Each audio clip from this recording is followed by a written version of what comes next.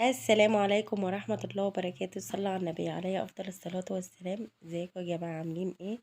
النهاردة هنعمل الرقاق الطري بدون فرن يا جماعة، جميل جدا، يطلع معاكي جميل جدا. شوفوا يا جماعة، جميل جدا بدون فرن، بطريقة سهلة وبسيطة جدا جدا. خليكم معانا وشوفوا الطريقة يا جماعة، هتعمليه بكل سهولة. بصوا لونه جميل ازاي يا جماعة. بكيلو لبن يكون عندك رابع، عندك هتعملي بكل سهولة.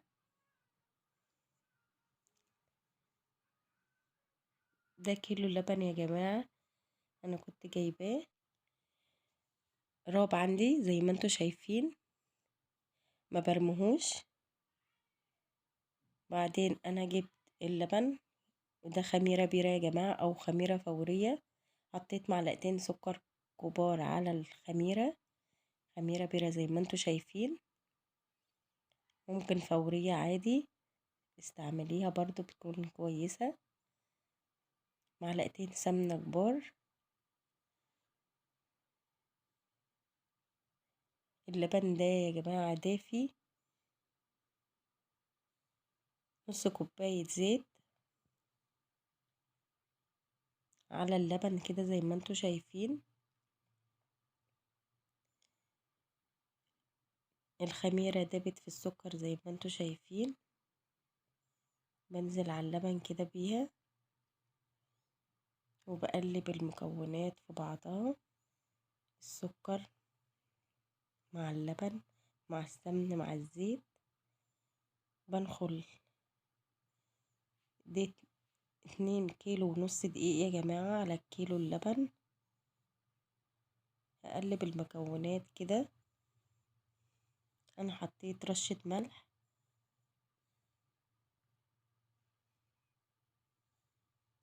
هعجن كده والم العجين. ممكن لو عندك عجان تعملي فيها عادي، انا عملته على ايدي يا جماعة زي ما انتوا شايفين. من 10 دقايق لربع ساعة كده يا جماعة، وسبتها تريح. شوفوا العجينة جميلة ازاي يا جماعة. انا سبتها تريح ربع ساعة بس. جبت صينية ورشيتها بالدقيق.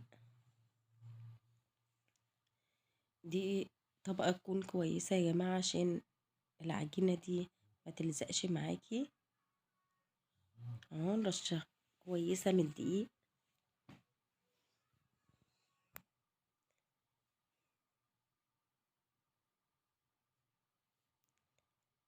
هنقطع العجين اهو يا جماعة. بعد ما اريح اقطع كور صغيرة على حسب الرقاقة اللي انت هتعمليها.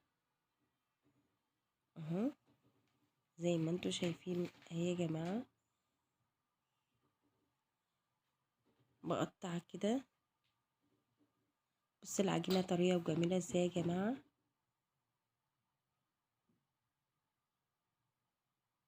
بتسيبيها تريح.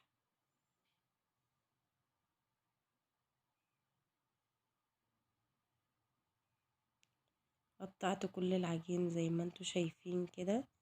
هي خدت معانا صينيتين يا جماعة في التقطيع. الكمية خدت معانا صينيتين. وبعدين سبتها تريح 10 دقايق بس يا جماعة عشان تفرد معايا. جبت النشابة، وبعدين بترشي رشة من الدقيق كده وبتفردي. بترشي رشة دقيق من تحت العجينة كده، تفردي كده زي ما انتوا شايفين اهو. تفردي الرقاقة على حسب ما انتي عايزة، بس ما بتخلوش تفردوش قوي يا جماعة اهو.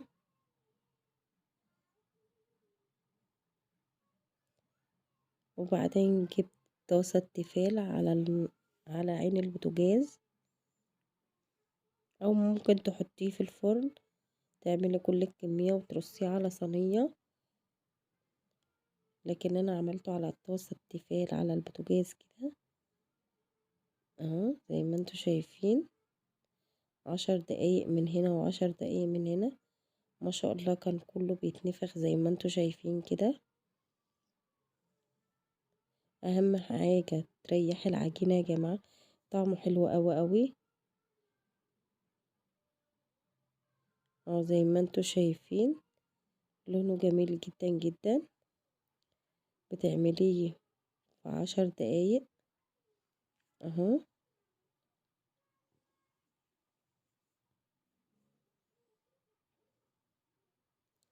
بصوا يا جماعة، طري وجميل.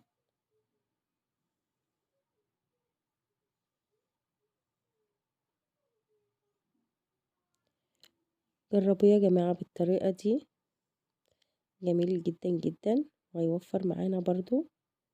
ممكن تكيسيه وتحطيه في الفريزر.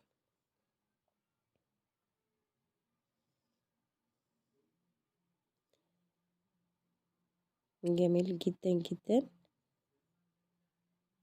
بصوا يا جماعة، ما بيتهريش مننا. بصوا،